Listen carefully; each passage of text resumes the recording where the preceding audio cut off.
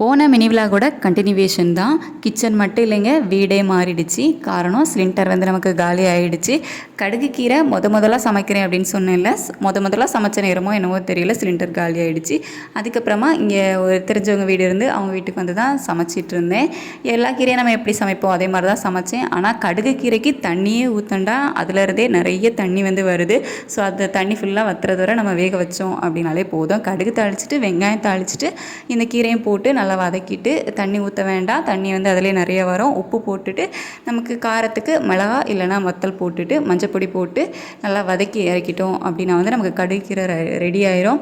கடுகுக்கீரை taste பற்றி சொல்லணும் அப்படின்னா லைட்டாக வந்து ஒரு கசப்பு சுவை இருந்துச்சு. ரொம்பலாம் இல்லை, லைட்டாக தான் வந்து ஒரு கசப்பு சுவை மட்டும்தான் வந்து இருந்துச்சு. கடைசியாக நம்ம தேங்காய் பூ போட்டு இறக்கிட்டோம் அப்படின்னா நமக்கு வந்து கீரை சூப்பராக ரெடி ஆகிடும்.